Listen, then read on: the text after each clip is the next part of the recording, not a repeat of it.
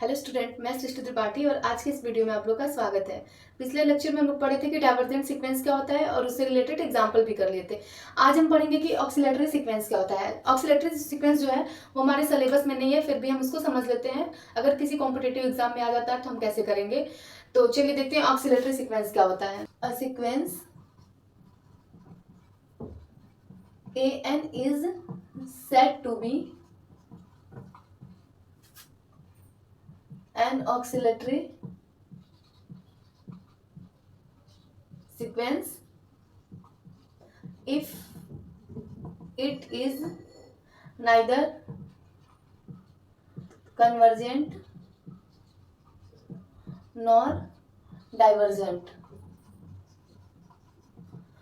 ऑक्सीलटरी sequence क्या होता है कि a sequence AN is said to be an oscillatory sequence if it is neither convergent nor divergent। Oscillatory sequence क्या होता है कि ऐसा सीक्वेंस, अगर कोई भी सीक्वेंस एन दिया है वो ऑक्सीलटरी तब होगा जब वो ना तो कन्वर्जेंट हो ना तो डाइवर्जेंट हो। कोई भी सीक्वेंस अगर कन्वर्जेंट भी नहीं है डाइवर्जेंट भी नहीं है तो उसे हम क्या बोलेंगे कि वो ऑक्सीलटरी सीक्वेंस है। जैसे कि मान लीजिए कि एन कोई सीक्वेंस दिया है तो उस पर लिमिट भी एग्जिस्ट ना कर रहा हो और वो प्लस इनफाइनाइट और माइनस इनफाइनाइट पे कन्वर्स भी ना करता हो तो उसे हम क्या बोलेंगे कि ऑक्सीलटरी सीक्वेंस। ऑक्सीलटरी सीक्वेंस क्या होता है कि वो दो पॉइंट के बीच में ही घूमता रहता है।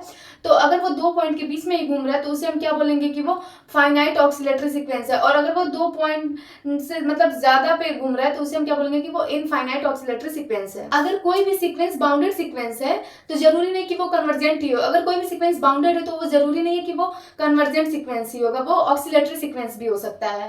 जैसे मान लीजिए कि किसी भी सीक्वेंस के पास एक डोमेन होता है और एक कोडोमेन होता है। जो डोमेन होता है वो सेट ऑफ नेचुरल नंबर होता है, codomain set of real number होता है। तो जो नेचुरल नंबर का सेट है वो ऐसे एंड सो ऑन हो गया, ठीक है। और ये मान लीजिए कि कोई सीक्वेंस AN दिया हुआ है। अब देखिए ये मान लीजिए कि जो इसका टर्म बन रहा है A1 और ये A2, अगर ये इसी दो पॉइंट के बीच में ऑक्सीलेट कर रहा है, इसे 1 इस पे जा रहा है, फिर क्या कहते हैं 2 इस पे जा रहा है, फिर 3 इस पे जा रहा है, ऐसे करके अगर ये बस दो पॉइंट के बीच में ऑक्सीलेट कर रहा है तो इसे हम क्या बोलेंगे कि ऑक्सीलेटरी फाइनाइट सीक्वेंस।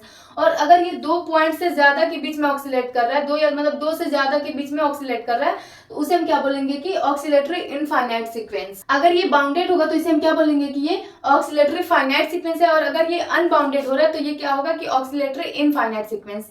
अब चलिए इसका एग्जाम्पल देखते हैं।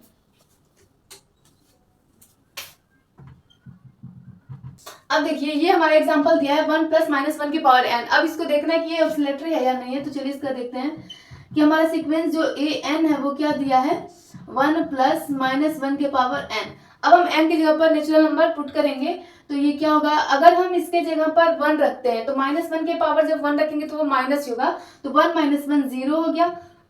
फिर अगर n की जगह 2 रखते तो माइनस 1 के पावर 2 प्लस 1 होगा और 1 प्लस 1 2 हो गया। फिर अगर 3 रखेंगे तो ये माइनस और ये प्लस तो ये 0। फिर 4 रखेंगे तो ये 2 आएगा, फिर 5 रखेंगे तो 0, 6 रखेंगे तो 2, ऐसे करके अल्टरनेट करके 0 2 0 2 0 2 आ रहा है। तो हम क्या देख सकते हैं कि ये सिर्फ दो पॉइंट के बीच में ही ऑक्सीलेट कर रहा है। जैसे अगर हम इसका डोमेन बनाते हैं तो ये 1 2 3 एंड सो ऑन हो गया। और ये हमारा दिया है, क्या दिया है कि 1 प्लस माइनस 1 के पावर n, ये सीक्वेंस दिया, ठीक है। अब देखिए ये क्या हो रहा है 0 और 2, ये बस दो ही पॉइंट के बीच में ऑक्सीलेट कर रहा है, ठीक है। 1 हमारा किस पे जा रहा है 0 पर जा रहा है, 2 किस पे जा रहा है 2 पर जा रहा है, फिर 3 किस पर जा रहा है 0 पर जा रहा है, फिर 4 किस पर जा रहा है 2। तो मतलब हम देख सकते हैं कि ये सिर्फ दो पॉइंट के बीच में ही ऑक्सीलेट कर रहा है। तो इसे हम क्या बोलेंगे कि फाइनाइटली, इसे हम क्या बोलेंगे कि oscillatory finite sequence. It is oscillatory finitely sequence. अब चलिए ये दिया है कि सीक्वेंस दिया है n इंटू माइनस 1 के पावर n, ठीक है। अब इसको दिखाना है कि ये ऑक्सीलेटरी है तो AN इक्वल टू क्या दिया है n माइनस 1 के पावर n, ठीक। अब देखिए हम यहाँ पर नेचुरल नंबर पुट करते जाएंगे। अगर यहाँ पर 1 रखते हैं तो माइनस 1 के पावर 1 माइनस 1 ही होगा, तो ये माइनस 1 आ गया, ठीक है। फिर अगर 2 यहाँ रखेंगे तो ये तो प्लस 1 आ गया और ये 2, फिर 3 रखेंगे तो माइनस 3, फिर 4 रखेंगे तो 4, फिर minus 5 and so on.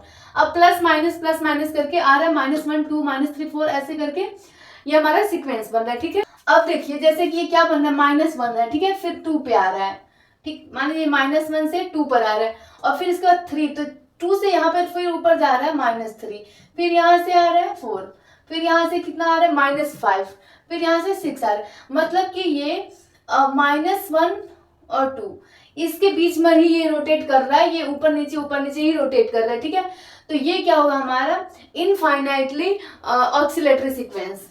It is infinitely oscillatory sequence, ये हमारा इनफाइनाइट ऑक्सिलेटरी सीक्वेंस हो गया। पहले हम क्या करते हैं, किसी भी सीक्वेंस का लिमिट चेक करते हैं, लिमिट लेकर के अगर n टेंड्स टू इनफाइनाइट रख के उसको सॉल्व करते हैं, अगर कोई वैल्यू मिलती है तो वो हमारा कन्वर्जेंट सीक्वेंस होता है, और अगर जो वैल्यू मिली है वो या तो प्लस इनफाइनाइट या तो माइनस इनफाइनाइट मिले तो वो हमारा सीक्वेंस डाइवर्जेंट सीक्वेंस होता है। बट ऑक्सिलेटरी के लिए हमें क्या करना होता है कि कोई भी कॉन्सेप्ट नहीं लगाना होता है, हमें कोई भी लिमिट लगा करके सॉल्व नहीं करना होता है, हमें क्या करना होता है कि बस वो टर्म लिख लेना होता है, सीक्वेंस बना लेना होता है। ठीक, ऑक्सिलेटरी के लिए हमें कोई भी सॉल्व लिमिट वगैरह नहीं लगाना पड़ता है, बस उसका जो टर्म दिया है उसे लिख लेते हैं, उसके बाद से हम पता कर लेते हैं कि वो ऑक्सिलेटरी सीक्वेंस है। तो आज के वीडियो में बस इतना ही, फिर मिलेंगे कल नए वीडियो के साथ। Thanks for watching my video.